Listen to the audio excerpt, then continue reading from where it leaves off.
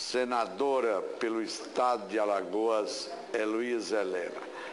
Vossa Excelência, regimental, como está pós-ordem do dia, tem direito até 20 minutos, uso da tribuna.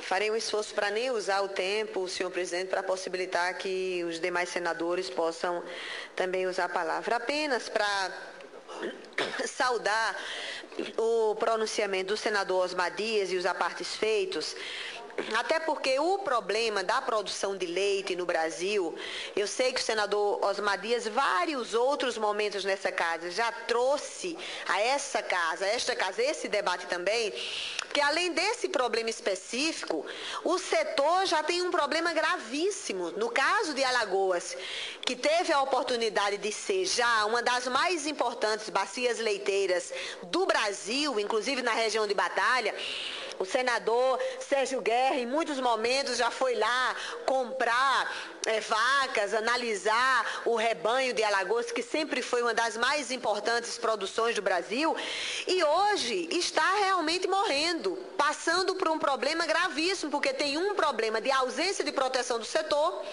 que vai daquilo que Vossa Excelência várias vezes já tratou na casa, desde o problema da dívida, a incapacidade de corrigir as distorções do saldo devedor, repactuar as dívidas e criar novas fontes de financiamento, problemas gravíssimos relacionados à política de preços, à cartelização, à dependência dos nossos, especialmente pequenos e médios produtores, dos laticínios internacionais.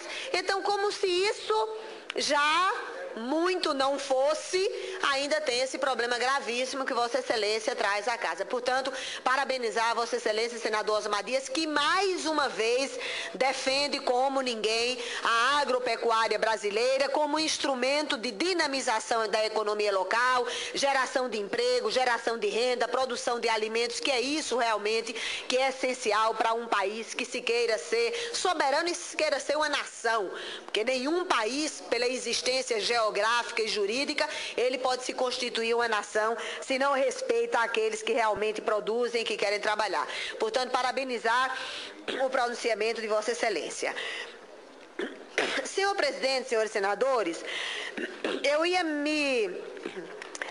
tratar do tema das medidas provisórias ainda no início da sessão, mas acabei não tendo oportunidade de fazê-lo. Vários senadores se posicionaram sobre as questões das medidas provisórias. Eu tive a oportunidade de ouvir, inclusive, uma parte feito pelo senador Cristóvão, de alguma forma defendendo as medidas provisórias, e é a mesma concepção que eu tenho em relação à medida provisória. Ao contrário de muitos parlamentares, muitos representantes da sociedade que são contra as medidas provisórias, e aí eu não estou falando de uma ou outra medida provisória, especialmente até porque eu espero realmente que, em função da irresponsabilidade política do Congresso Nacional e do governo, nós tenhamos a coragem de rejeitar a medida provisória 258. Não se trata de uma medida provisória específica, se trata desse instrumento, que é a medida provisória, como sabem todos, é um ato do Executivo com força provisória de lei, conforme foi estabelecido na Constituição do Brasil. Ela é considerada um instrumento novo do sistema constitucional brasileiro e, não obstante, a experiência conhecida dos decretos-lei. Porque eu acho que é muito importante a medida provisória.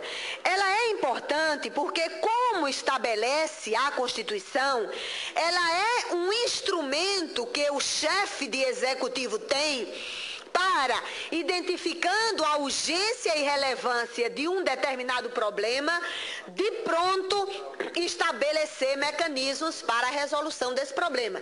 Imagina, senador Monsanto, se houvesse um grande problema de enchente, ou, como acontece hoje, da seca do Nordeste ou da seca da Amazônia, um problema gravíssimo acontecendo no país, e tivesse que apresentar um projeto de lei para tramitar nas duas casas, mesmo que ele tivesse a força do regime de urgência, ele não teria a agilidade que é necessária para a resolução de um problema. Então, o instrumento da medida provisória com força de lei é uma prerrogativa exclusiva do Executivo e é uma prerrogativa essencial para garantir a agilidade da administração pública em de pronto responder com rapidez e eficácia a um grave problema que acomete a sua população. O problema é que as medidas provisórias são editadas não cumprindo a Constituição com caráter de urgência e relevância. E o Congresso Nacional, que teria a obrigação de analisar a constitucionalidade e o caráter de urgência e relevância, não faz. Então, o problema não é do instrumento medida provisória, que é essencial para garantir a agilidade na resposta do Executivo a um problema grave da população. O problema é a subordinação e a covardia do Congresso Nacional em de pronto responder e rejeitar acaso afronte os princípios da constitucionalidade, juridicidade e urgência e relevância. Eu estou aqui já no 7º ano do meu mandato se encerra o ano que vem. Esses discursos e as bravatas em relação às medidas provisórias, ocasionalmente, não constituem novidades para mim. Quando eu estava aqui como líder da oposição ao governo Fernando Henrique, eu ouvia a mesma coisa. Hora da oposição, hora da situação, a mesma coisa. E o Congresso Nacional continua não se respeitando. Nos 7 anos que eu aqui estou, eu muitas vezes identifico o discurso supostamente contundente, mas bravateiro de parlamentares e que depois, em muitos momentos, quando vêm os seus interesses imediatos atendidos, eles deixam correr solto as medidas provisórias. Então, essa é que é realmente a questão, apenas para deixar aqui registrado que eu sou absolutamente favorável a que o Executivo tenha.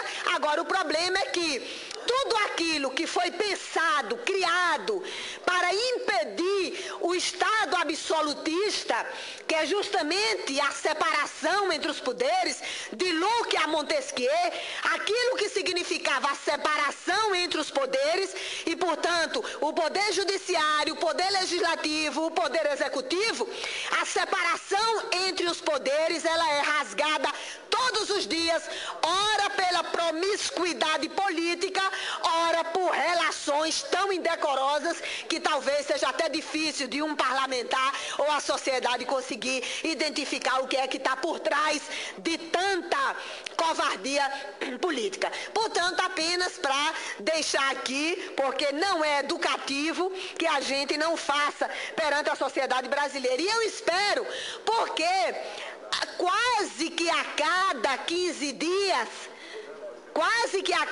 dias, o Congresso Nacional tem a oportunidade histórica de mostrar que não se acovarda diante do Poder Executivo e de que quer cumprir a Constituição do país. Infelizmente, isso acaba não sendo consolidado na realidade concreta, porque as bases de bajulação dos governos, elas rasgam a Constituição, desrespeitam a independência entre os poderes, desclassificam, inclusive no imaginário popular, o instrumento essencial da medida provisória pela promiscuidade que sempre estabelece com o Poder Executivo e com o Congresso Nacional. Apenas para deixar registrado, presidente.